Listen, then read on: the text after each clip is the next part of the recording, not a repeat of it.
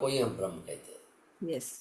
और जो आपने इंद्रियों की बात बताई, तो इंद्रियों की बात में भी बहुत अच्छा है कि जो अंत काल में संपूर्ण इंद्रियों को वश में करके, मन को हृदय में स्थापित करके और प्राणों को मस्तकों में धारण कर योग धारणा में स्थित हुआ ओम इस एक अक्षर ब्रह्म का उच्चार करते करते हम निर्गुण निराकार स्वरूप का चिंतन करते हुए शरीर छोड़ते हैं, वहाँ हम परम गति को प्राप्त होते हैं।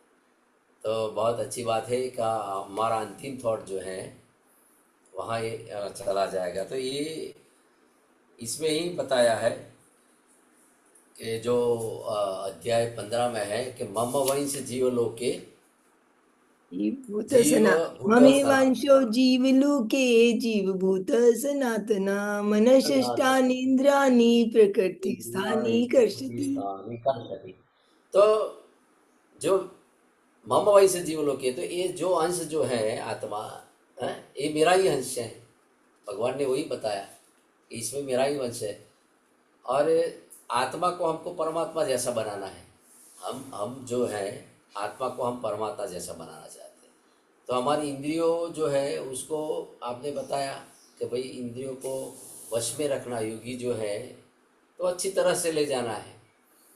तो ये जो आत्मा जीवात्मा 25 एलिमेंट्स के साथ जुड़ा हुआ यस। है। तो इसमें इसमें पंच महाभूत हैं। तो पंच महाभूत में आपको सबको पता है कि पृथ्वी, पानी, पवन, अग्नि और आकाश है। और 5 ज्ञानेंद्रिय है, आँख, कान, नाक, जीभ और त्वचा। और 5 कर्मेंद्रिय हैं, हाथ, पग, गुदा, लिंग, वाणी है। और ये विषय बोले जाते हैं उसको। और 5 तन मात्रा है, शब्द, स्पर्श, रूप, रस और गंध। और 4 अंतरण है, मन, बुद्धि, चित्त और एक आत्मा। और यथार्थ गीता जो है इसमें लिखा है एक आत्मा और एक ईश्वर, ऐसे करके 26 एलिमेंट की हमारे आत्मा जीवात्मा के साथ आत्मा जुड़ा हुआ है।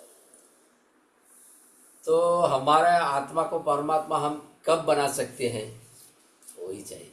तो परमात्मा जब बनाना है तो इसमें आपने बताया कि भाई स्वर्ग लोक में, पृथ्वी लोक में, पाताल लोक में, ये 3 लोक जो बताए गए हैं।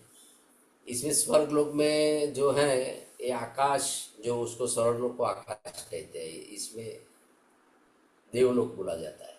और हमारी ऊर्जा जो है ना, हम ध्यान में बैठते हैं ना, तो कहाँ जाती है ऊर्जा? ऊर्जा नीचे से ऊपर। ऊपर तक, बराबर। और 15वां अध्याय में भी बताया है ऊर्ध्व मूलम अध शाखा, बराबर। इसमें भगवान का ऊपर बताया है, उसकी शाखाएं सब ऊपर है और ये पृथ्वी मनुष्य नीचे है। तो ये पृथ्वी लोक, भूलोक तो मनुष्य लोक बोला जाता है। और पाताल, पाताल में दानव लोग रहते हैं। ऐसे 14 भुवन की बात आती है कि भूवर लोक है, स्वर्ग लोक है, महर लोक है, जनक लोक है, तप लोक है, सत्य लोक है, भूलोक है, अतल लोक है, वितल लोक है, सुतल लोक है, महातल लोक है, रसातल लोक है और एक पाताल लोक है। ऐसे 14 भुवन बताए गए और 3 लोक है। तो जब हमारी जो हम शरीर छोड़ते हैं, तो उसके साथ जैसे भाव हम रखते हैं, तो ऐसा भाव हमारा उसके साथ जाता है। तो परमात्मा को ऐसा ही हम प्राप्त कर सकते हैं। तो बहुत अच्छी बात है। और योग शब्द का अर्थ होता है समरूप परमात्मा साथ नित्य संबंध है हमारा। तो योगी रूप नित्य संबंध रखते हैं परमात्मा के साथ, जुड़ जाते हैं मॉर्निंग में या ब्रह्म मुहूर्त में। तो वो भी एक रजोगुण, तमोगुण और सत्वगुण की बात। सत्वगुण ही है वही ब्रह्म मुहूर्त में काम जुड़ जाता है। बाकी रजोगुणी, तमोगुणी जो आलस्य जो है, प्रमाद है, वो लोग साधना में पीछे रहते हैं।